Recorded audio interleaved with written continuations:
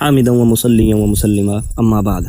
تمام دوستو السلام علیکم ورحمۃ اللہ وبرکاتہ۔ دوستو آج میں آپ کے سامنے اپنی ایک غلطی کا اعتراف کرنے کے لیے حاضر ہوا ہوں، کیونکہ چند دنوں سے قبل جب کبھی مولویوں کی صلاحیتوں اور علمی قابلیتوں کے بارے میں بات ہوتی تو میں اکثر کہا کرتا تھا کہ باقیوں کو چھوڑو، ڈاکٹر جلالی میں علمی قابلیت تو ہے۔ لیکن اب مجھے اپنی غلطی کا اعتراف کرنا پڑ رہا ہے۔ جب ان کو نزدیکی سے دیکھا تو معلوم ہوا کہ قابلیت تو دور کی بات، حضرت میں حیا بھی نہیں ہے۔ چنانچہ دوستو ان کا یہ کلپ سنیں جس میں کہہ رہے ہیں کہ سیدنا حسین رضی اللہ تعالیٰ عنہ خالصتاً دین بچانے کے لیے گئے تھے۔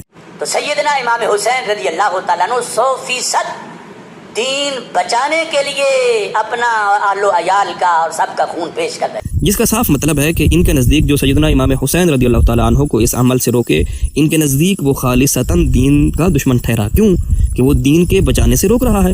اب ان کے اسی بیان میں آپ سن سکتے ہیں جو یہ آگے جا کر فرماتے ہیں کہ لیکن جو چیزیں سند سے ملتی ہیں، کہتے ہیں حضرت عبداللہ ابن عباس رضی اللہ تعالیٰ عنہ جنہوں نے سیدنا امام حسین رضی اللہ تعالیٰ عنہ کو روکا بھی تھا گئے، لیکن جو چیزیں سند سے ملتی ہیں، حضرت عبداللہ بن عباس رضی اللہ تعالیٰ عنہ جنہوں نے سیدنا امام حسین رضی اللہ تعالیٰ عنہ کو جاتے وقت روکا بھی تھا۔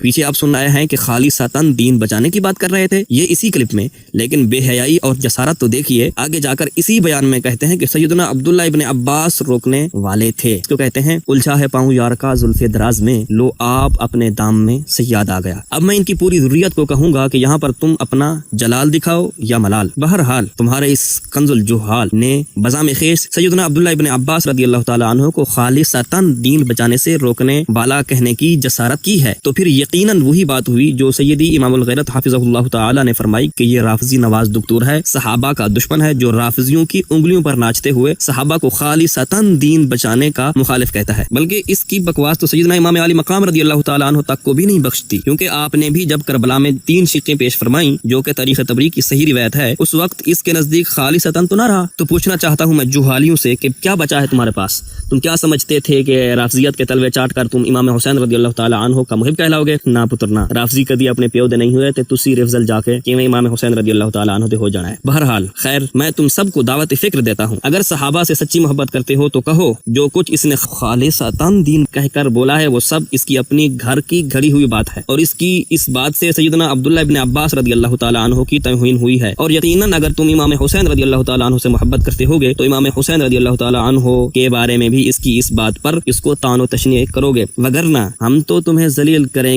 گے بروز قیامت۔ صحابہ و اہل بیت کے ہاتھ مبارک بھی تمہاری گردنوں پر ہوں گے۔ والسلام، محمد عرفان توسوی۔